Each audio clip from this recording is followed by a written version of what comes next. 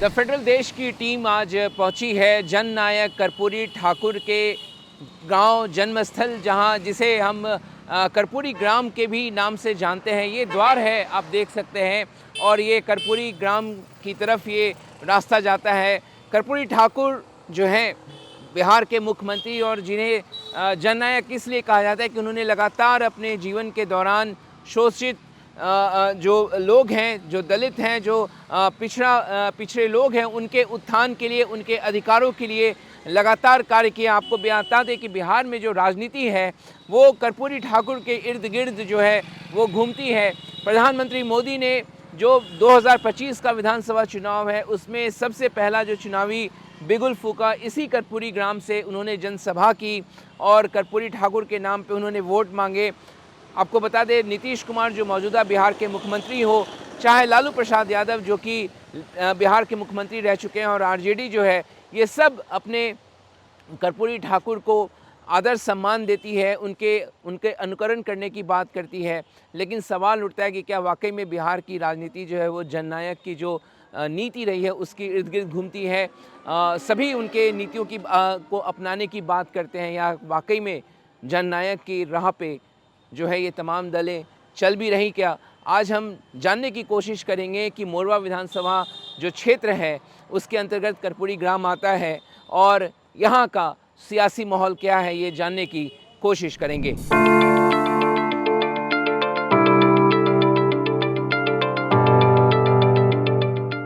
कर्पूरी ग्राम में स्मृति भवन पहुंचने पर कर्पूरी ठाकुर के परपौत्र अमृतराज से हमारी बात हुई, जो खुद युवा हैं और कोलकाता में रहते हैं।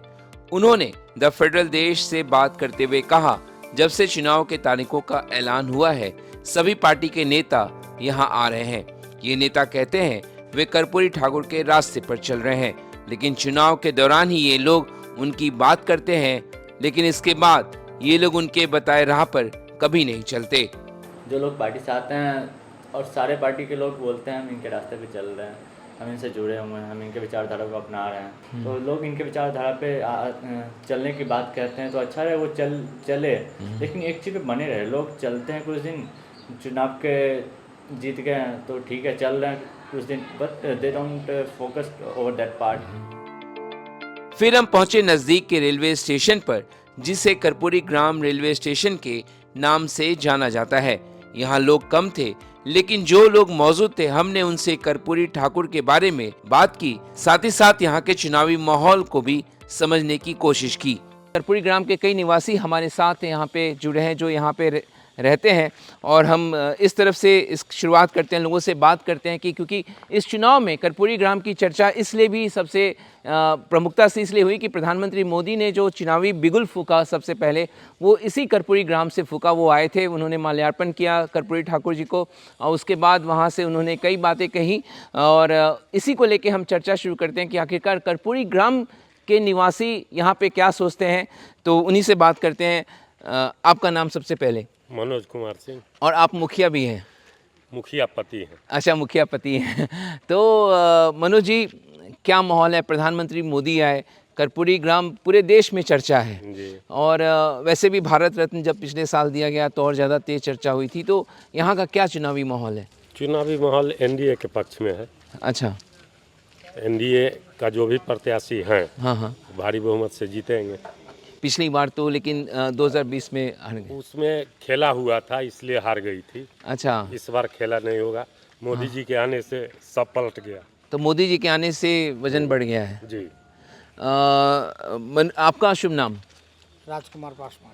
राजकुमार पासवान जी, आपको क्या लग रहा है? यहाँ तो अभी सिटिंग विधायक तो आरजेडी के हैं, क्या माहौल है कर्पूरी ग्राम का? जब ठीक ठाक है, जब आए हैं तो उन्हीं को वोट दिया जाएगा।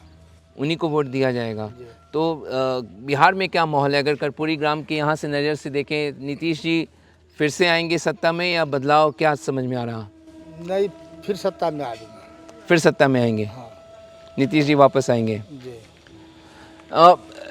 मनोज जी, एक बात जो होती है कि जननायक उनको कहा जाता है, पिछड़ों के लिए वो काफ़ी उन्होंने कार्य किया। वो सारे राजनीतिक दल आज भी उस नीति पे चल रहे हैं, या आपको क्या लगता है वो भटक से गए? नीतीश जी तो चल रहे हैं। अच्छा। नीतीश जी चल रहे क्योंकि सब उनको अपना गुरु मानते हैं। हैं। हाँ, ऐसे गुरु तो वो लालू जी के भी हैं। हाँ, लेकिन लालू जी के विषय में तो जग जाहिर हो गया कि वो उनके ट्रैक पर नहीं है। अच्छा। न उनका लड़का है उनके ट्रैक पर। हाँ, हाँ। तो यहाँ जो है सो नीतीश कुमार चल रहे हैं उनके रास्ते पर, ठाकुर जी के रास्ते पर। ठाकुर जी ने जो रास्ता दिखाया उस पर अभी तक नीतीश जी खरे उतरे हैं। कुछ और लोगों से हम बात करते हैं। आपको क्या लगता है, कर्पूरी ग्राम बहुत ज़्यादा चर्चा में है, तो क्या इस क्षेत्र का विकास हुआ है? मोरवा का उतना विकास हुआ है? हाँ हुआ है, सरकार में हुआ है विकास हुआ है। रोड हॉस्पिटल सबको विकास हुआ है। रोड हॉस्पिटल सब बना है। हाँ। लेकिन उनकी पोती चुनाव लड़ रही हैं, जागृति ठाकुर, वो कह रही हैं कि काफ़ी कुछ अभी विकास होना बाकी है। नहीं, विकास तो रोड हॉस्पिटल का होबे करा, जो बाकी है सो तो होबे ना करेगा। हाँ, हाँ। हाँ होगा, फिर सत्ता में आवेगा नीतीश जी तो होगा विकास। मोदी जी के आने से क्या माहौल है यहाँ का कर्पूरी ग्राम का? ठीक है, क्या ठीक है? उन्हीं का होगा सर उन्हीं का होगा। जी। लेकिन पिछली बार तो आरजेडी जीत गई थी। तो सर पिछली बार इस बार में बहुत फर्क हुआ, अपने आए तो बहुत बात हो गई। अच्छा, और आप लोग भी अगर बात करना चाहें, क्या नाम है आपका? संजय जी, क्या लग रहा है कर्पूरी ग्राम मोरवा विधानसभा का क्या माहौल है? मोरवा विधानसभा में ये थोड़ी है, कर्पूरी अथी में है ना, ये समस्तीपुर विधानसभा में। अच्छा, यहाँ से नीतीश जी जीत जाएंगे, उनका पार्टी। नीतीश जी जीत जाएंगे। अच्छा, तो पिछली बार तो लेकिन शायद आरजेडी यहाँ से, उसमें थोड़ा सा गड़बड़ हुआ था, इसलिए हार गए। तो मोदी जी के आने से कुछ फर्क पड़ा है? वो फर्क पड़ा है, क्योंकि वो यहीं से वो अपना चुनाव प्रचार जो अभियान ये शुरुआत किए, हाँ, इसलिए थोड़ा सा माहौल पहले से अच्छा हो गया। थोड़ा सा अच्छा हो गया है। तो आपका शुभ नाम? चंद्रमोहन झा। चंद्रमोहन जी, इस क्षेत्र का, क्योंकि जननायक की ये जन्मस्थली है, क्या इस क्षेत्र का उस तरीके से विधायकों के विकास हुआ? क्योंकि जितने नेता हैं, चाहे नीतीश जी हों चाहे लालू जी हों, सब इनको अपना गुरु मानते हैं। एनडीए यहाँ से निकलेगा। नहीं, इस क्षेत्र का विकास हुआ है पिछले 20 साल नीतीश शासन, चाहे पहले का हो, पूरा विकास हुआ। पूरा विकास हुआ है। तो इस बार चुनाव किन मुद्दों पे हो रहा है? आप लोग यहाँ स्थानीय हैं, किन मुद्दों पे? विकास के मुद्दे पर ही हो रहा है। विकास अच्छा हुआ है, इसीलिए जैसे एनडीए के पक्ष में जा रहा है। एनडीए के पक्ष में जा रहा है। दरअसल बिहार विधानसभा चुनाव के लिए प्रचार के आगाज होने के साथ ही राजनेताओं को पूर्व मुख्यमंत्री जननायक कर्पूरी ठाकुर की याद आ गई, जिससे पिछड़ों दलितों के वोट बैंक को साधा जा सके। प्रधानमंत्री नरेंद्र मोदी 24 अक्टूबर को बिहार के चुनावी समर में उतरने पर सबसे पहले कर्पूरी ठाकुर के जन्मस्थल कर्पूरी ग्राम पहुंचे। पीएम मोदी के मंत्रिमंडल में कर्पूरी ठाकुर के बेटे रामनाथ ठाकुर जेडीयू कोटे से राज्य मंत्री भी हैं। 2024 में लोकसभा चुनाव के ठीक पहले मोदी सरकार ने कर्पूरी ठाकुर को भारत रत्न देने का ऐलान किया था, जिसका क्रेडिट लेने में पीएम मोदी कभी पीछे नहीं रहे। उन्होंने बिहार के समस्तीपुर में चुनावी सभा के दौरान कर्पूरी ग्राम के अपने दौरे का बखान भी किया।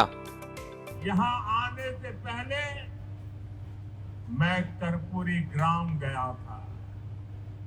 वहां मुझे भारत रत्न जननायक कर्पूरी ठाकुर जी को श्रद्धा पूर्वक स्मरण करने का, उन्हें नमन करने का अवसर मिला। ये उनका ही आशीर्वाद है कि आज हम मेरे जैसे यहाँ बैठे हुए, चाहे नीतीश जी हो, रामनाथ जी हो, सब हम जैसे पिछड़े और गरीब परिवारों से निकले लोग इस मंच पर खड़े हैं। आजाद भारत के सामाजिक न्याय लाने में, गरीब और वंचितों को नए अवसरों से जोड़ने में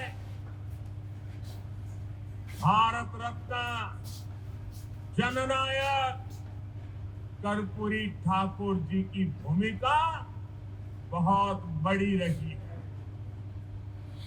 वो मां भारती के अनमोल रत्न थे। उन्हें भारत रत्न से सम्मानित करने का सौभाग्य हमारी सरकार को मिला। ये हमारे लिए सम्मान की बात है। साथियों, हमारी सरकार भारत रत्न जननायक कर्पूरी ठाकुर जी को प्रेरणा पुंज मानती है। पीएम मोदी यहीं नहीं रुके। कर्पूरी ठाकुर के बहाने उन्होंने आरजेडी कांग्रेस पर जोरदार हमला भी बोला। उन्होंने कहा, जननायक कर्पूरी ठाकुर की प्रेरणा से हम सुशासन को समृद्धि में बदल रहे हैं, पर ये आरजेडी कांग्रेस वाले जमानत पर चल रहे हैं और चोरी की उनकी आदत ऐसी है कि जननायक की उपाधि चोरी करने में जुटे हैं। बिहार के लोग कर्पूरी ठाकुर का ये अपमान कभी नहीं भूलेंगे। जननायक कर्पूरी ठाकुर की प्रेरणा से सुशासन को समृद्धि में बदल रहे हैं, लेकिन दूसरी तरफ आरजेडी और कांग्रेस वाले क्या कह रहे हैं और क्या कर रहे हैं, ये आपको मुझसे ज्यादा पता है। मुझे आपको याद दिलाने की जरूरत नहीं है। हजारों करोड़ रुपए के घोटालों में ये जमानत पर चल रहे लोग हैं, जमानत पे। और जो जमानत पे है वो चोरी के मामले में जमानत पे है। अब ये चोरी की इनकी आदत ऐसी है कि अब जननायक की उपाधि की चोरी में जुटे हैं। बिहार के लोग जननायक कर्पूरी बाबू का ये अपमान कभी नहीं करेंगे।